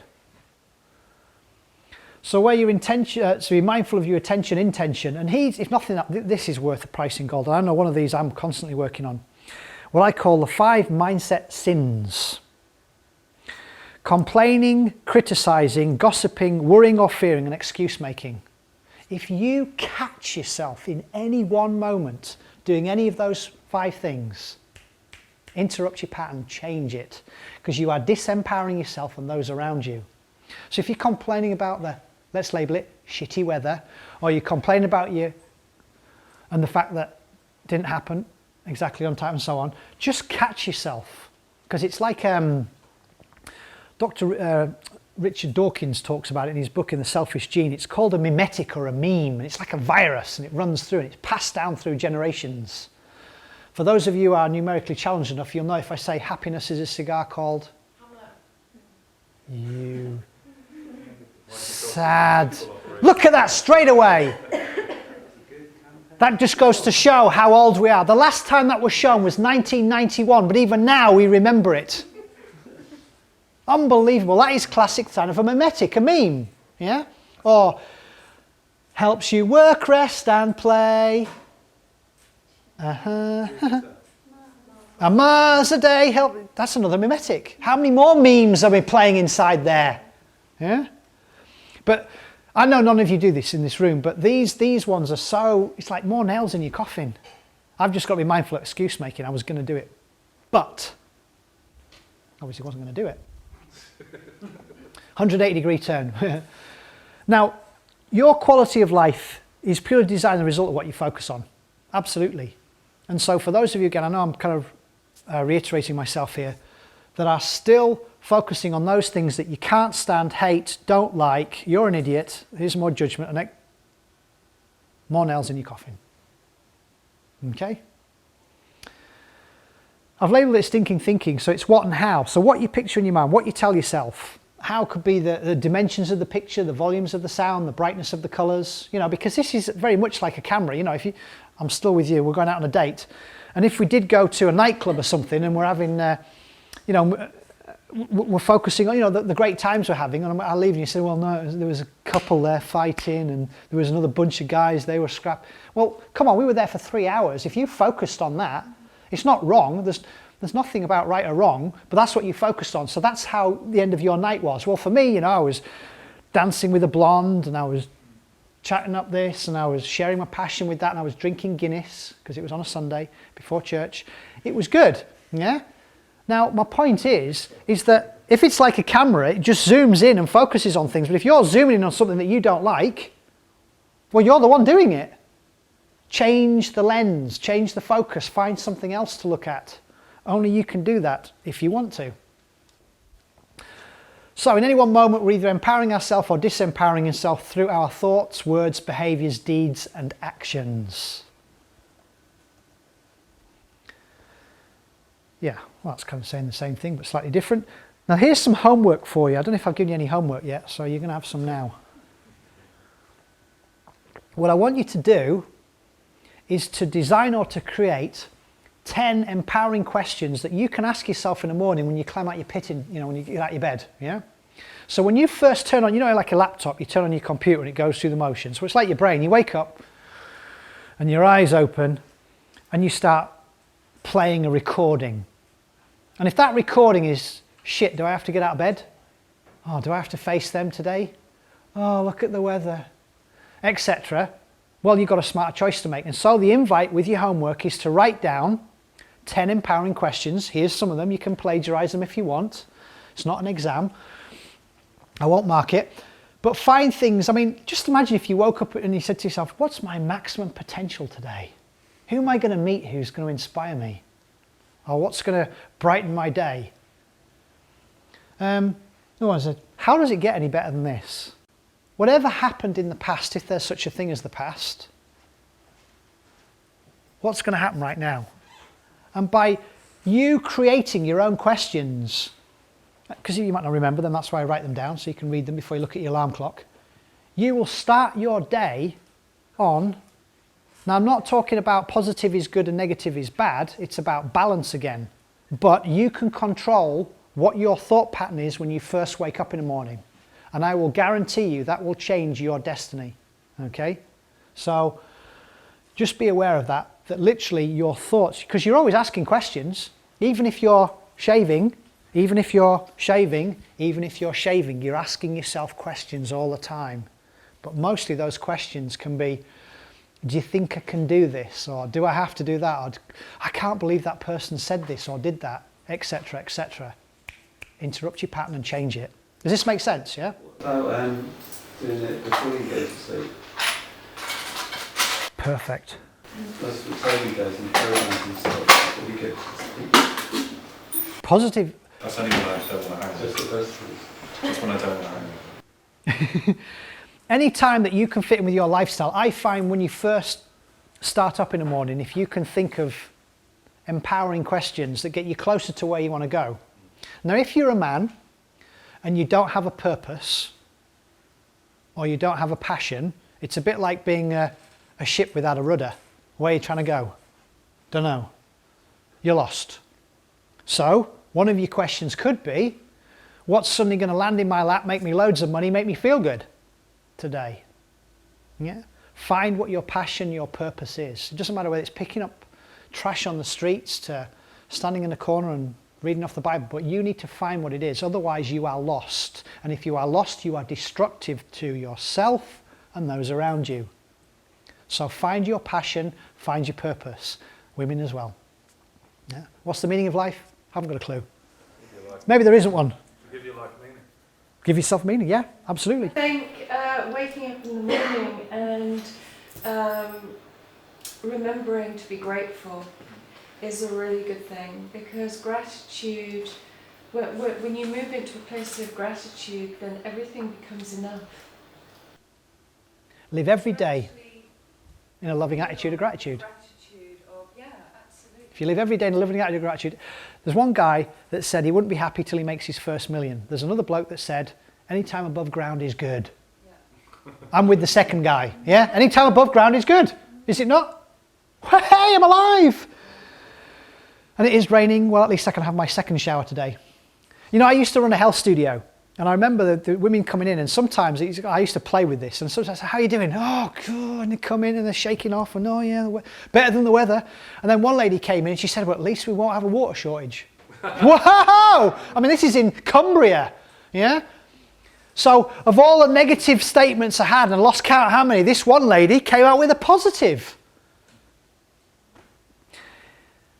Is the glass half full or half empty, or is it overflowing with life? Everyone's different. Because I do believe in any one moment, you're only on this planet to impress yourself. And to the degree that you do that, if you impress somebody else, that's called a side effect. Well, we know there are no side effects. Remember how to breathe like a baby. I got this from the Czech Institute. 75% of all diseases are related to poor breathing. If you've ever been in the company of somebody who's going to leave this dimension and move to another one, their breathing pattern, not good. So when you breathe, if you think about it, 2/3 of your lungs are there and 1/3 is there. So practice filling up all those areas there and then there and getting into a nice rhythm. I think I've got some other things here. So if you are doing over this, measure it, you can measure this if you want, over 15 per minute, 15 breaths, then you know you need to practice something. If nothing else from this presentation, practice your breathing. It's absolutely essential, it really is. And then the benefits are there. Okay, way to breathe will affect, look, because obviously, like I said, everything requires O2. Don't make any notes because I can send you my PowerPoint slides. Drinking. Talked about it. The best water we can have would be spring water. We use a water filter. What about distilled water? Yeah, I distill my own water and I think it's better. It can be better, but I would also add a pinch of Himalayan or Celtic salt to it. Because you're taking some of the life. You might have taken some of the toxins out, which is good, but also there'll be some of the other nutrients in there. So Paleolithic man for 3.2 million years hasn't been drinking distilled water. He has, or she has been drinking, as I say, energized water. Contains parts per million, and it has a pH of round about. So just to be aware of that. What about rainwater? Lovely. Yeah. Well, as long as you're not near Fukushima. Depends. What about the cat's book? What are the chemtrails? Do you know Yeah. about microcluster water? Not familiar with that. No. I'm not into using anything that's like man-made to change something. There was a guy who... The idea of it was to return it to its previous state, and a lot of the water that's been through the cities and Right. industry and stuff is all messed at a molecular level. Right. And there's people who have machines that create microclustered water that Right. is good for various Yeah. things. But I'm not familiar with it. Sorry, move my drink. I'm not familiar with that. I think that the top of the best is spring water. Moving down would be if you've got some sort of well, but get it tested for what's in it. Then you're looking at something like, depending again where you are, it could be a reverse osmosis system, but then you need to put some life back in it. or remineralizer. Yeah. Or remineralizing. Well, the remineralizing comes in the form, I mean, there's over 80 minerals and trace elements in Celtic, Himalayan or Hawaiian salt. I mean, look at the color. It's not, anything white is dysfunctional. Even your teeth should be white, you know, I mean, it's... You can get a crystal chamber or something you can stick on a reverse osmosis filter. Or you can get a carbon filter, which is another good one to have, which is what we have. Or you can get your Brita. But there's certain things that you can to make it, to improve it. The thing with the Brita is you've got then the plastic filters and, you know, the recycling of all that. Yeah, the plastics... Environmental 2 HDPE, 4 LDPE, 5 PP are okay. In other words, it comes with a triangle and with a number. And those ones we've seen are okay. So if you've got a 1, which most plastics have, and it'll have PETE, which is a polyethylene terephthalate. Sometimes it doesn't have the E at the end, but it's still the same thing. It's polyethylene terephthalate. It's a one-time use only. And you get that on all the plastic bottles with your water and so on. A good one to use if you do would be HDPE, which is a high density one. And that's a number 2. And then 4 LDPE, low density, and a 5, which is PP. And you get a 6 or a 7. They're not they're not good at all. They're toxic because they contain what are called dioxins and xenoestrogens, and they'll cause havoc in a female body, and then they'll make a man become a woman. Estrogen levels and everything go out of balance. So when you look at plastic, if it's a 2, 4 or 5, they're generally okay. But as long as it's a BPA free, sometimes you can buy, like when Lucas was obviously a baby, we bought plastic, but we made sure it was BPA free. Yeah. You can get a lot of BPA free stuff now. Yes, yeah. Well, Nalgene used to give one, but it was actually a 7. And it wasn't BPA free. Oh, it's interesting what the Japanese guy is doing. Dr. Masaramoto. Because he is now working with large areas of water, like reservoirs and lakes. Yeah. Yeah, he's written the True Power of Water. The message in what he's written a few books actually, but what he's doing more recently is more sort of in depth or on a bigger scale again. The challenges I've got with his is it's not been able to be reproduced. That's the main thing, is that his work has not been able to be reproduced. And also, if I'm not mistaken, he also paid for his PhD. He didn't actually study per se. So those are the two kind of like what I call yellow flags. Yeah, but what he's doing and the crystals and everything else and the whole message makes sense to me. Yeah. But the big thing is nobody's been able to reproduce it. But basically what this guy does is he freezes crystals and then he'll unfreeze them and then he'll take pictures. And the beautiful, so if you had a sign underneath or something that said love and you see a beautiful crystal, it might say something like anger or hate, and then you look at the crystal and it's just, yeah. I mean, all crystals are different anyway, but those are the only challenges that I've got. Good drinking water. Obviously, one of the first things you can do when you wake up in the morning is swill some water around and spit it out. All the bacteria and everything that you've been breathing in. Next thing you could do, if you haven't already, is take some good probiotics, take a good supply of that for a month or so, and drink a couple of glasses of water. Pau D'Arco tea is good. I brought some and left it behind at the place where I'm staying. Chamomile, ginger, lemon, peppermint. Again, not everyone necessarily will connect with peppermint, perhaps, because, as I say, some people maybe have an intolerance to some of these, because they'll contain a lot of things like magnesium and potassium, which, well, my cell, I use a thing called metabolic typing. I already have a lot of magnesium, potassium. I require more phosphorus and calcium in my diet. And so the foods that I generally eat contain that. So let me talk more about that later on. So 5 times a day, and I put clear urine.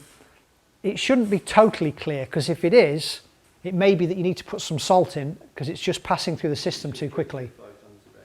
Sorry? You should drink clear urine 5 times a day. That's what you should do, did you say? Yeah. All right. Oh, I personally don't know anything about that, so. It's also a bit of a joke. All right. It's not as good as your O2 one. No. Oh yeah, I clicked on that. I haven't thought of that one. Yeah, thank you. Carry a glass or a good stainless steel container with your water. Be mindful what it's contained in. Eating. Yes. Over 80% of our body's energy is used daily to break down foods and the processed liquids. So whatever you consume, like today, I'll give you an example of what I've had today. I had nothing until about 9:30. I just didn't feel hungry. Yes, I had the water and all the rest of it. I had Pau D'Arco tea. And then I had some grapefruit. And I felt fine. And then while I'm driving here, because I must have set off, must have been about 11, 12. I had a pear, local pear, and a peach from foreign parts. Okay? And that's all I had. And I still didn't feel hungry until about 3:34. And then I tucked into some steamed local long beans. I got some broad beans, just ate raw. I'd steamed some onions. And my son that I fed this morning, he had some local lamb's liver with butter, so I had some of that in the bottom as well. And that's what I've chomped on today, pretty much, and I've still got left for more tomorrow. Now that is not typical, because I never eat the same foods. I'm always rotating things. I rotate my fats, I rotate my carbohydrates, and I rotate my proteins all the time. So I'm not going to build up an intolerance to anything. So the invite for yourselves is to ensure that whatever you're eating, don't have it every day. Don't have porridge every day. Rotate your foods. And the reason I say 3 or 4 days is it takes up to 72 hours for whatever you consume to touch every single cell in your body, assuming that you're not constipated, which, believe it or not, 50% of the population plus is. And one of the reasons for that is because they sit on a typical English toilet. Get a squatty potty. Or in the morning when you wake up, do some deep breathing and get into that position. Or what we've got like a little shelf thing that eventually Lucas will use to use the toilet properly. And so my knees are raised like that.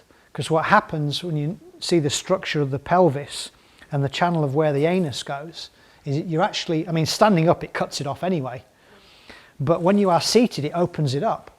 And the other thing is you'll save on toilet paper as well. How about that?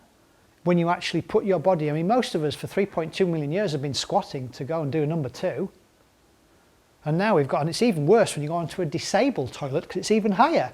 Even, I'm 6 foot, just over 6 foot, and I sometimes need a Zimmer frame just to climb on the damn thing. So just be aware that simply in itself, getting in that position and following some deep breathing rhythmic exercises will help move the waist along the colon. And then if you can, get yourself a squatty potty or something that's raised like that height, so that when you're on the toilet, your knees are raised properly, and then you'll be able to do a number 2 correctly. Is that right? Right. Raw versus cooked. If I'm working with a client that's been labelled with cancer, that I don't give them as much raw, but they certainly take a lot of enzymes and chymoplex, other propolitic enzymes, and once I know that they haven't got H. pylori, I'll give them hydrochloric acid to take as well, or HCl betaine. Drink your solids and chew your liquids. It's not chew so many times. If it's solid, just keep chewing it. If it doesn't, take it out your mouth. But chew it until it's liquid and then swallow. And if it's liquid, swish it around in your mouth. Yeah, I think we've forgotten how to do that. Intermittent fasting. Really cool. Now, it's not works for everyone. In fact, if you look at some research on it, intermittent fasting for probably 25% of women is good. What's the other percentage? 75, not so good. For men, it's round about, I think it's the percentage the other way around. So a lot more men are okay at intermittent fasting or fasting in general, like they have one day where they don't eat anything. Usually for me, I might do fasting on 1 day a week, where I won't have breakfast, won't have lunch, and I'll maybe have a small evening meal. Yeah, my energy levels are still good. Now, for those of you that can't do without skipping breakfast, lunch, dinner, or whatever, then my invite for you is to have a look at what you're eating, because obviously you're eating stuff which doesn't have the right micronutrients for you. So you need to up the bioavailability of what you're eating. Maybe a bit more variety, go seasonal, get to know your local farmers. So fasting is a good thing, and if you think about it, probably for generations there were periods of time when we didn't have any food. Okay, so I think the other thing I'll share with this and is that a lot of people I find are not eating enough fat in their diet. I'll just repeat myself just in case that didn't land. What I've found through the work that I do with clients and the research that I've read is that people are not eating enough fat in their diet. Enough saturated fat, enough monosaturated, and certainly omega-3, which is a PUFA, a polyunsaturated fatty acid. Now, PUFAs are not very stable in light or heat or pressure. So be mindful if you do buy a glass bottle, if it says organic, make sure it's a dark glass, because a good oil is olive oil, extra virgin olive oil. But usually once I get my clients, even if they're weight challenged, to up their fat and maybe look at the proteins, it suddenly starts to drop off them eventually. But the bottom line is they feel good. It's only a side effect to lose weight. That's not what my aim is, and it's not their aim either, for anyone that needs to do that, even though 2/3 of the population are weight challenged. I could talk for until tomorrow on metabolic typing, what it is. There's different types, but not the one that's trademarked. The metabolic typing that I deal with finds out it's not just about the foods right for you, it's about your whole lifestyle. It looks at right through from your thought process to electromagnetic frequencies to the clothes that you wear to when you get up, when you go to bed. It really is very detailed, but it is customized nutrition. It also looks at your blood group, because we look at a lady called Dr. Laura Power's work, not Dr. Peter D'Adamo's work. Anyone heard of the Eat for Your Blood Group type? It's not, a small amount in metabolic typing. We use Dr. Laura Powers, and it's looking at things called lectins and how they affect the body, and the types of foods with certain blood groups and how it affects them. Like for me, I'm blood group O, so things like cacao, chocolate, and blackberries are not very good for me. Tomatoes are not good for me as well. So there's certain types of foods which I know from the research done by Dr. Laura Power is not cool. Again, if you send me an email, I'll send you the research. So I will, if I do consume them, sparingly will I have them. Okay. So it is a small factor of metabolic typing, and also which metal fillings you have in your mouth can determine which organs, glands, and all the rest of it are being affected. I think the other thing to be mindful of is that only you know what kind of foods are right for you, in the way that if you imagine you had a plate of food, and let's say, excuse me, that you looked at, I said, what percentage of that is fat and protein? I'm just guessing 70% fat and protein, 30% carbs, carbon, hydrogen, oxygen. There's nitrogen in there, which is your protein. Here's your fat. Now for me, when I consume some food, I used to be labelled as a fast oxidizer, and I preferred that to be 90. So I couldn't miss breakfast. And I was eating 90% fat and protein, 10% carbs, and that was right for then.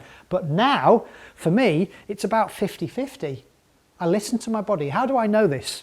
Because after I've had a meal, within 2 hours, if I've got cravings, or if I feel, oh, yeah, I'm not quite, I need some more, I eat food, and I'm satiated for 5, 6, 7 hours now. It's taken me quite a few months to get to that level, and I've been doing it with metabolic typing now since 2004.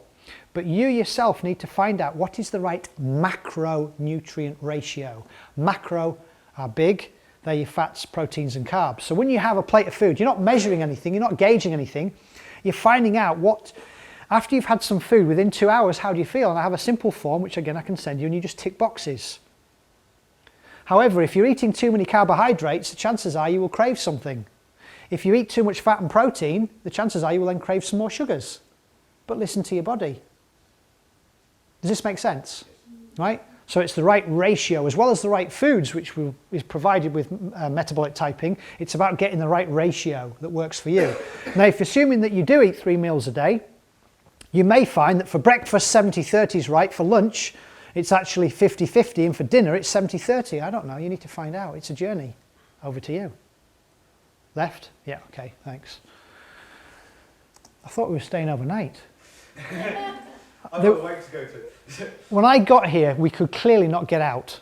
Now that we're in, we're staying. Okay. This in itself, weight of gold, is just incredible. If I can inspire my clients to remove these from their diet, and I'll give you alternatives in a moment, 95+% start to feel better. Energy levels go up, sleep patterns get better, hormones more in balance. They start loving themselves and life more. Gluten, barley, wheat and rye. Now, I don't want to steal the thunder from a great book you can read. It's by Dr. William Davis, MD, and it's called Wheat Belly. Right? Now, if we went back 2,000 years ago with the Staff of Life, it was known then as einkorn wheat. Einkorn. And that contained 14 chromosomes and genome A. And then it went, within the last couple of 100 years, and maybe slightly before that, emmer wheat, which has 28 chromosomes, genome A and B.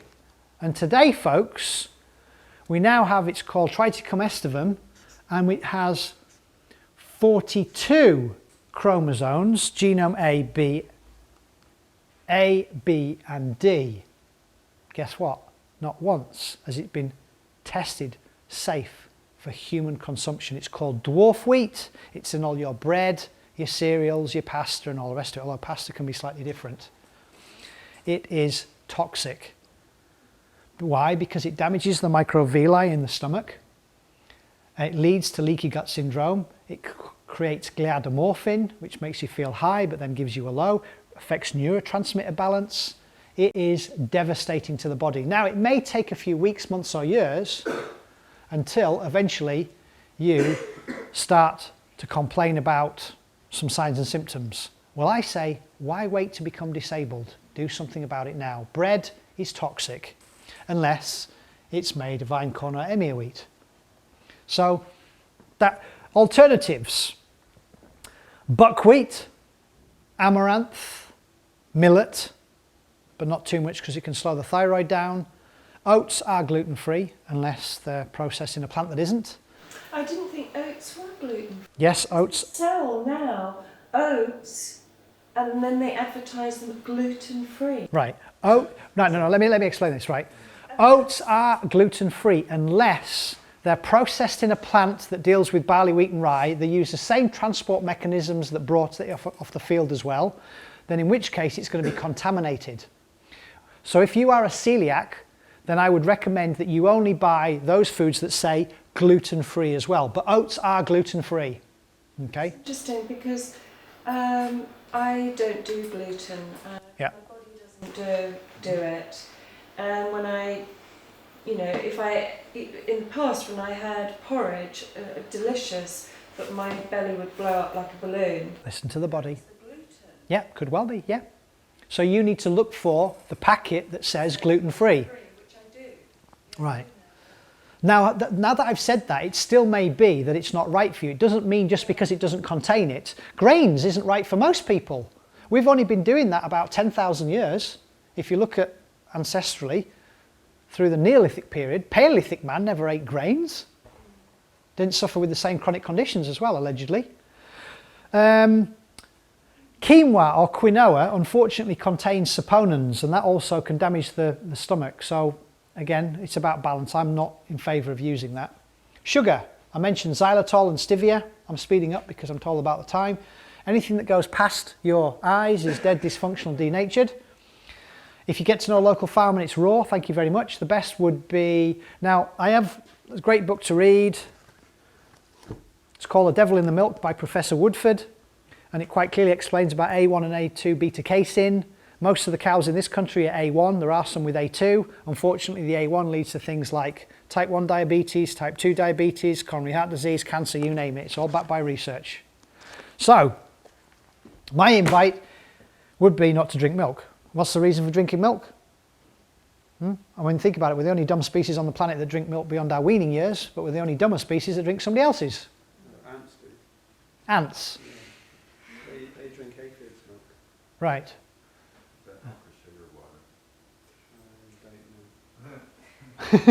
Could be. A wonderful book if you like ants. It's called The Soul of the White Ant. And it's an amazing, beautiful book, thin book, The Soul of the White Ant. Processed salt, we know all of it. If it's white, it's processed. It might be iodized, bleached and all the rest of it. Soy or soya is totally dysfunctional unless it's fermented. Miso, tempeh and natto are okay, but only used as a condiment. Any other soy may be GMO and it certainly is dysfunctional. It'll increase breast cancer. It will cause hormonal imbalances. It contains an analogue of B12, so your body will crave more B12. Just go onto the Western A Price Foundation and type in soy, all the research. In fact, why don't you read the book by Dr. Kayla Daniels? It's called The Soy Story. GMO we know about. Sweeteners, aspartame, Splendor. I could run a 3-day lecture on that. Don't go there. Read the label. Processed oils, your canola oil, your saffron oil, say just normal processed plastic bottle olive oil. Not good. Bloody hell, yeah, let me sit down for a minute. Well, it's funny because it's actually a challenge for me to eat that stuff because I've gone the other way. It really is. And most people say, oh, I can't imagine life without my porridge or whatever. And it's like, well, okay. But remember this, it takes no more energy or effort to create what you want in your life than it does to create what you don't want. You just got to want it, yeah? And the simple saying, anything with a shelf life doesn't have a shelf life. What actions will you take to remove the products from home life today? Concern the time. This is key, folks. If nothing else this evening, apart from tonight, and thank you for your time, right? Had to put that addendum in. Sleep is vital. If you are not sleeping between 7 and 9 hours uninterrupted, again, depending on the time of year, you are affecting your hormones big time. I mean, just one night of not sleeping properly, if I took your blood sugar levels, it would be similar to somebody who's been labelled as a type 2 diabetic. That's how it can affect you, right? Sleep is vital for hormones, weight loss, mindset, everything. And yet we've lost it because, you know, we live in a 24/7 economy, and 100 years ago in Paris, they started introducing lights, and any lights, photosynthesis, skin, signal to the adrenals, releases cortisol. If cortisol's up, melatonin's low from the pineal gland. Well, if one's high, the other one's low, you've got to have a switch. So you've got to turn down your lights, light some candles, meditation, calm, relaxation music if you want before you go to bed. There's other things that I put down here, but it is essential. Now, there are a certain population outside the 7 and the 9, but generally speaking, and one of my professors when I did my first postgrad at Loughborough is called Professor Jim Horn, and he works in the sleep laboratory, and he has done years and years and years of research on this. 7 and 9. 9 would be closer to the winter period, 7 during the summer. But there are some people who can sleep less than that and they're okay, and there are some that can sleep more than that and they're okay. You need to find yourself. That's just a guide. I don't think I've slept 7 hours in my entire life. Seriously, I don't. Well, I know, but... I do 5 hours, maybe 6. But you'd like to sleep more, wouldn't you? And his face tells you he wants to sleep more. Yeah. Yeah.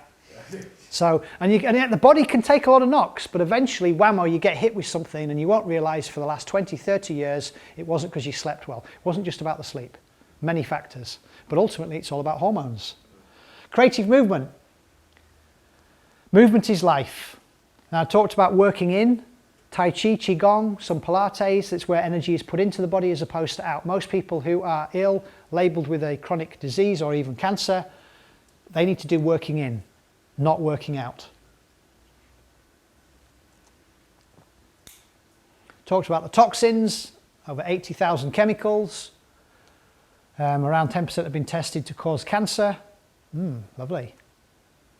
And then I've given some other things it can do to detoxify the body: calcium, bentonite clay, chlorella, spirulina.